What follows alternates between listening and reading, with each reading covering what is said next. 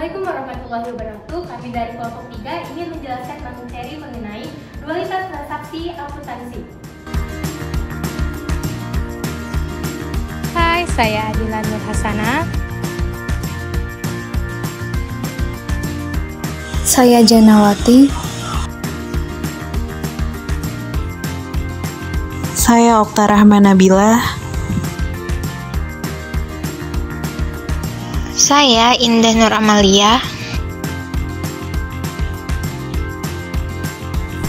Dan saya Sela Kurnia. Di sini kami akan menjelaskan 5 submateri. Yang pertama yaitu hubungan dualitas transaksi akuntansi, yang kedua itu transaksi perusahaan, yang ketiga itu persamaan akuntansi, yang keempat transaksi keuangan, dan yang kelima yaitu laporan keuangan. Baiklah, materi yang pertama yaitu hubungan dualitas transaksi akuntansi.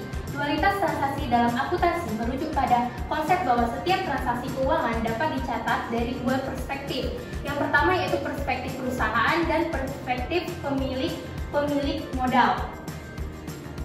Dalam istilah yang lebih umum, ini disebut dengan dualitas ekonomi dan dualitas akuntansi. Yang pertama yaitu perspektif perusahaan. Dari perspektif perusahaan, transaksi mengakibatkan perubahan pada pos-pos akun dalam neraca atau laporan laba rugi.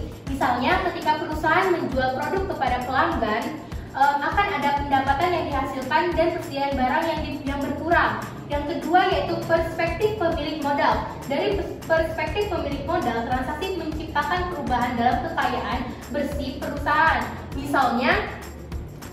Misalnya ketika perusahaan menjual produk kepada pelanggan dengan harga lebih tinggi daripada biaya produksinya.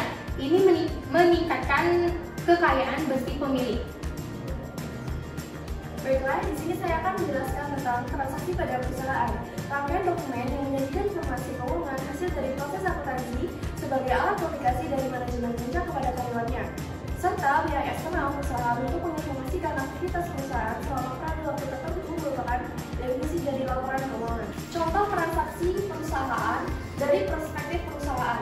Yang pertama itu, jika terjadi pembelian, maka kas berkurang sebesar nilai pembelian. Terus, persediaan barang dagang bertambah sebesar nilai pembelian. Sedangkan dari perspektif pemilik modal, kekayaan bersih perusahaan tidak berubah karena tidak ada pengaruh langsung terhadap kekayaan bersih. Selanjutnya, ekuitas pemilik juga tidak langsung berubah karena transaksi ini tidak langsung mempengaruhi investasi pemilik modal dalam perusahaan. Baik, materi selanjutnya yaitu persamaan akuntansi, di mana aset sama dengan liabilitas dan ekuitas. Pengertian persamaan akuntansi adalah keseimbangan dari dua sisi, yaitu antara sisi kiri aktiva dan sisi kanan pasiva, sehingga perubahan yang timbul karena adanya transaksi keuangan dan keseimbangan akan selalu dipertahankan. Kemudian, persamaan ini berlaku untuk semua aktivitas dan transaksi bisnis. Aset akan selalu setara dengan kewajiban dan ekuitas pemilik. Jika aset meningkat, baik kewajiban atau ekuitas pemilik harus meningkat untuk menyeimbangkan persamaan. Begitu pula sebaliknya. Baiklah, di sini saya akan menjelaskan mengenai transaksi keuangan, di mana berdasarkan hubungan institusionalnya, jenis pertama dalam transaksi keuangan adalah berdasarkan hubungan internasional, di mana di dalamnya itu dibagi lagi menjadi dua, yaitu internal dan eksternal. Yang internal dalam transaksi keuangan adalah kondisi di mana tidak ada lagi pihak luar yang terlibat selama kegiatan. Kemudian yang kedua adalah eksternal. Eksternal itu adalah transaksi keuangan di mana kegiatannya itu perusahaan bertukar nilai dengan pihak luar. Selanjutnya yang kedua adalah berdasarkan penukaran uang, di mana itu terbagi menjadi 3. Yang pertama yaitu tunai. Pengertian tunai pada keuangan adalah aktivitas ekonomi yang menggunakan uang sebagai alat pembayarannya. Contoh transaksi keuangan tunai adalah ketika Anda menjual beberapa produk, kemudian ada yang membelinya menggunakan uang yang berupa bentuk fisik. Kemudian yang kedua adalah non tunai, di mana pada transaksi keuangan ini adalah suatu sistem pembayaran yang dalam prosesnya tidak menggunakan uang sama sekali. Yang ketiga itu secara kredit, di mana pengertian kredit dalam transaksi keuangan adalah proses pembayaran yang dilakukan dengan cara mencicil sebagian dari bank.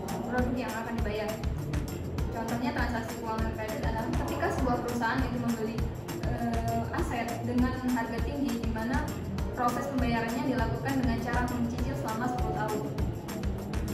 Selanjutnya berdasarkan mengenai tujuan, itu terbagi menjadi 3. Yang pertama itu bisnis. Tujuan bisnis itu transaksi keuangan adalah kegiatan ekonomi yang dilakukan untuk menunjang aktivitas perusahaan, misalnya pembelian bahan baku dan lain-lain. Yang kedua adalah tujuan non bisnis, di mana pada kategori non bisnis ini transaksi keuangan adalah kegiatan yang bertujuan untuk membuat citra baik di mata publik, caranya dengan membantu sesama. Kemudian yang selanjutnya adalah tujuan pribadi, di mana maksud pribadi ini adalah transaksi keuangan, yaitu kegiatan ekonomi tersebut dilakukan hanya untuk keperluan diri sendiri. Materi selanjutnya yaitu mengenai laporan keuangan. Definisi laporan keuangan yaitu laporan yang menyajikan informasi keuangan suatu entitas bisnis atau organisasi selama periode tertentu. Adapun fungsi dari laporan keuangan ini sendiri yaitu yang pertama menyajikan informasi keuangan, yang kedua mengambil keputusan, yang ketiga transparansi dan akuntabilitas, yang keempat evaluasi kinerja, yang kelima perencanaan keuangan, yang keenam pematuhan aturan akuntansi, dan yang terakhir evaluasi efisiensi operasional. Adapun jenis dari laporan keuangan ini yaitu yang pertama laporan laba rugi, yang kedua neraca, dan yang terakhir laporan arus kas. Baiklah, yang terakhir yaitu contoh dari dualitas. Contoh soalnya itu pada tanggal 1 Januari 2024 perusahaan A membeli peralatan seharga $10.000 dengan membayar tunai.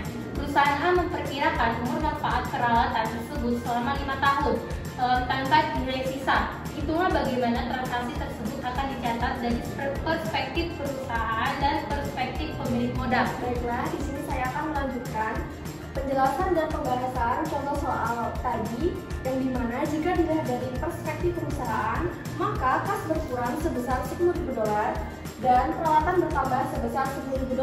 Terus, dari perspektif pemilik modal, kekayaan bersih perusahaan tidak langsung berubah karena pembelian peralatan tidak langsung mempengaruhi kekayaan bersih. Namun, selama umur manfaat peralatan tersebut, penyusutan akan mempengaruhi laba bersih perusahaan. Kemudian, ekuitas pemilik juga tidak langsung berubah karena pembelian peralatan tidak langsung mempengaruhi investasi pemilik modal dalam perusahaan. Pada perspektif perusahaan, terjadi penurunan kas dan penambahan aset peralatan. Namun, dari perspektif pemilik modal tidak ada perubahan langsung pada kekayaan bersih atau ekuitas pemilik modal. Penyusutan peralatan akan mempengaruhi laba bersih perusahaan dari waktu ke waktu, tetapi tidak langsung mempengaruhi ekuitas pemilik modal.